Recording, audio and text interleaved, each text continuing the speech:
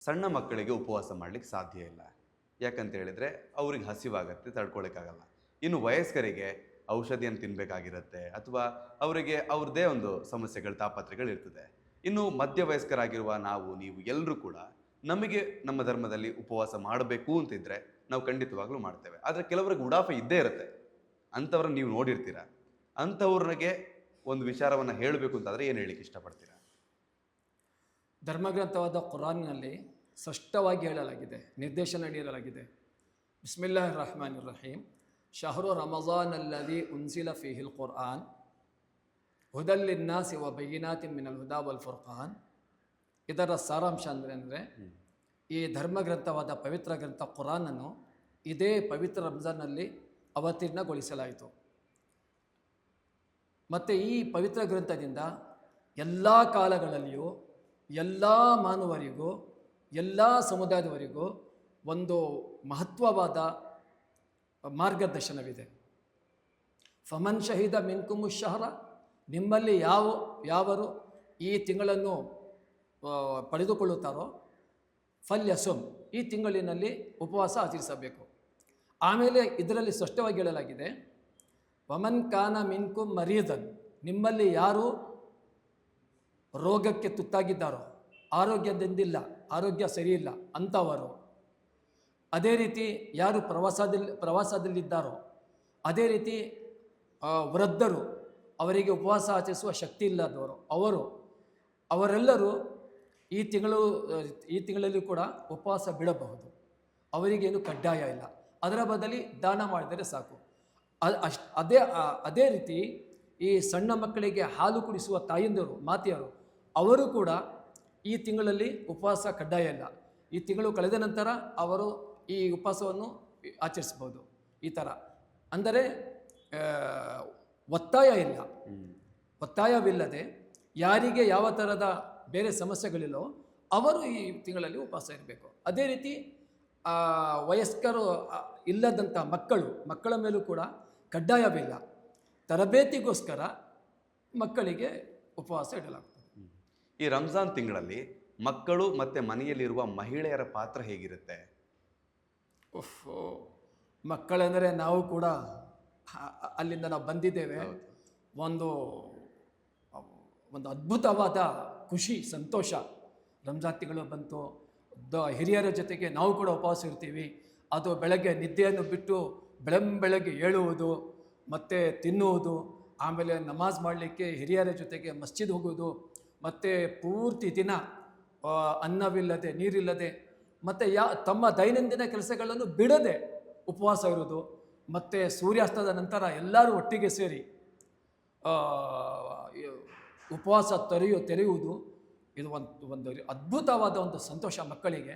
ಆದರೆ ಮನೆಯಲ್ಲಿ ಸ್ತ್ರೀಯರು ಕೂಡ ಬಹಳ ಸಂತೋಷದಿಂದ, ಅವರು ಕೂಡ ಅನ್ನ ನೀರು ಇಲ್ಲದೆ ಹಸಿವಾಗಿರುತ್ತದೆ, ಆದರೂ ಕೂಡ ಖುಷಿಯಿಂದ ಥರವಾದ ಅವರು ಆಹಾರ ಪದಾರ್ಥಗಳನ್ನು ತಯಾರಿ ಮಾಡೋದು ಒಂದು ರೀತಿಯ ಅದ್ಭುತವಾದ ಸಂತೋಷ. ಅದು ನೋಡಿದರೆ ಗೊತ್ತಾಗುತ್ತದೆ, ಹೇಳಲು ಅದಕ್ಕೆ ಒಂದು ಇದಿಲ್ಲ, ಪದಗಳಿಲ್ಲ. ಆ ರೀತಿ ಇಂದಿನ ಯುವ ಪೀಳಿಗೆಗೆ ರಂಜಾನ್ ಹಬ್ಬದ ಮಹತ್ವವನ್ನು ಹೇಳೋದಾದರೆ ನೀವು ಹೇಗೆ ಹೇಳಿಕ್ಕೆ ಇಷ್ಟಪಡ್ತೀರಾ? ಇಂದಿನ ಪೀಳಿಗೆ ಒಂದು ಕುರಾನ್ನಲ್ಲಿ ಒಂದು ಸೂಕ್ತ ಇದೆ. ಬಿಸ್ಮಿಲ್ಲಾಹಿರ್ ರಹಮಾನಿರ್ ರಹೀಮ್. ಯಾ ಅಯ್ಯುಹಲ್ಲದೀನ ಆಮನು ಕುತಿಬ ಅಲೈಕುಮುಸ್ ಸಿಯಾಮ್. ಎಲೈ ವಿಶ್ವಾಸಿಗಳೇ, ನಿಮ್ಮ ಮೇಲೆ ರಂಜಾನ್ ತಿಂಗಳಿನ ಉಪವಾಸ ಕಡ್ಡಾಯ ಮಾಡಲಾಗಿದೆ. ಕಮಾ ಕುತಿಬ ಅಲಲ್ಲದೀನ ಮಿನ್ ಕಬ್ಲಿಕುಂ, ನಿಮಗಿಂತ ಮುಂಚೆ ಜೀವನ ನಡೆಸಿ ಹೋದ್ರಲ್ಲ ಅವರ ಮೇಲೂ ಕೂಡ ಯಾವ ರೀತಿ ಉಪವಾಸ ಕಡ್ಡಾಯವಾಗಿತ್ತೋ ಅದೇ ರೀತಿ ನಿಮ್ಮ ಮೇಲೂ ಕೂಡ ಉಪವಾಸ ಕಡ್ಡಾಯವಾಗಿದೆ. ಲಅಲ್ಲಕುಂ ತತ್ತಖೂನ್, ಏಕೆಂದರೆ ನೀವು ತಕ್ವಾ ಗುಣವಂತರಾಗಬೇಕು ಎಂದು. ತಕ್ವಾ ಅಂದರೆ ಇದು ಅರಬಿ ಪದ. ತಕ್ವಾ ಅಂದರೆ ರಕ್ಷಿಸಿಕೊಳ್ಳುವುದು, ಪಾರಾಗುವುದು, ದೂರವಿರುವುದು, ಇದರ ಅರ್ಥ ತಕ್ವಾ ಅಂದರೆ. ನಾವು ವಾಸಿಸುವ ನಮ್ಮ ಸುತ್ತಮುತ್ತ ವಾತಾವರಣದಲ್ಲಿ ಕೆಡುಕು ಇದೆ, ಒಳಿತೂ ಇದೆ, ವಿಶ್ವಾಸವೂ ಇದೆ, ಮೋಸವೂ ಇದೆ, ನ್ಯಾಯವೂ ಇದೆ, ಅನ್ಯಾಯವೂ ಇದೆ, ಪುಣ್ಯವೂ ಇದೆ, ಪಾಪವೂ ಇದೆ. ಇಂಥ ವಾತಾವರಣದಲ್ಲಿ ನಾವು ಜೀವಿಸ್ತಿದ್ದೇವೆ. ನಮ್ಮನ್ನು ನಾವು ವಿಶ್ವಾಸದ ಜೊತೆಗೆ ಇರಬೇಕು, ಮೋಸದ ಜೊತೆಗೆ ಹೋಗಬಾರ್ದು. ನ್ಯಾಯವನ್ನು ಪಾಲಿಸಬೇಕು, ಅನ್ಯಾಯದ ವಿರುದ್ಧ ಹೋರಾಡಬೇಕು. ನಾವು ನಿಸ್ವಾರ್ಥವಾಗಿ ಬಾಳಬೇಕು, ಸ್ವಾರ್ಥಿಯಾಗಬಾರದು. ನಮ್ಮನ್ನು ನಾವು ಇಂತಹ ಕೆಡುಕುಗಳಿಂದ ಹೇಗೆ ರಕ್ಷಿಸಿಕೊಳ್ಳಬೇಕು ಎಂಬುದನ್ನೇ ತಖ್ವಾ ಎನ್ನುತ್ತಾರೆ. ಆ ಗುಣವು ರಂಜಾನ್ ತಿಂಗಳಲ್ಲಿ ಉಪವಾಸದ ಮುಖಾಂತರ ಒಂದು ಮನುಷ್ಯರಲ್ಲಿ ಉಂಟು ಮಾಡಲಾಗುತ್ತದೆ. ಈ ಮೋಸ ಯಾರಿಗೆ ಇಷ್ಟ? ಯುವ ಪೀಳಿಗೆಗೂ ಮೋಸ ಇಷ್ಟವಿಲ್ಲ, ಯಾವ ಪೀಳಿಗೆಗೂ ಇಷ್ಟವಿಲ್ಲ. ಅದೇ ಥರ ಕೆಡುಕು ಯಾರಿಗೆ ಇಷ್ಟವಾಗಿದೆ? ಯಾರಿಗೂ ಇಷ್ಟವಿಲ್ಲ. ಮೋಸ ಯಾರಿಗೆ ಇಷ್ಟ ಇದೆ? ಯಾರಿಗೂ ಇಷ್ಟ. ತನ್ನನ್ನು ರಕ್ಷಿಸಿಕೊಳ್ಳಬೇಕಂದ್ರೆ ಅವನು ಅಭ್ಯಾಸ ಮಾಡಬೇಕು. ಉಪವಾಸದಲ್ಲಿ ನೋಡಿ, ಏನಾದರೂ ತಿಂದರೆ, ಏನಾದರೂ ಕುಡಿದರೆ ನಮ್ಮ ಉಪವಾಸ ಮುರಿದು ಬೀಳುತ್ತೆ. ನನ್ನ ಮನೆಯಲ್ಲಿ ಯಾರೂ ನೋಡ್ತಾ ಇಲ್ಲ, ರುಚಿಕರವಾದ ಆಹಾರ ಇದೆ, ಬಾಗಿಲು ಮುಚ್ಚಿದೆ, ಯಾರು ನೋಡ್ತಾ ಇಲ್ಲ, ಆದರೂ ಕೂಡ ನಾನು ಒಂದು ಅನ್ನದ ಕಾಳು ತೆಗೆದು ಬಾಯಲ್ಲಿ ಹಾಕುವುದಿಲ್ಲ, ಒಂದು ತೊಟ್ಟು ನೀರು ಕುಡಿಯೋದಿಲ್ಲ. ಯಾಕೆ? ಪರಮಾತ್ಮ ನೋಡ್ತಾ ಇದ್ದಾನೆ. ನಾನು ಜನರು ನೋಡ್ತಾ ಇಲ್ಲ, ಪರಮಾತ್ಮ ನೋಡ್ತಾ ಇದ್ದಾನೆ. ನಾನು ಉಪವಾಸದಲ್ಲಿ ತಿಂದು ಬಿಟ್ಟರೆ ನಾನು ಉಪವಾಸ ಮುರಿದು ಹೋಗುತ್ತೆ, ಮತ್ತು ನಾನು ಪರಮಾತ್ಮನ ಮುಂದೆ ನಾನು ಅವಿಶ್ವಾಸಿಯಾಗುತ್ತೇನೆ. ಇದೊಂದು ಭಯ, ಒಂದು ಭಕ್ತಿ ಇರುತ್ತದೆ.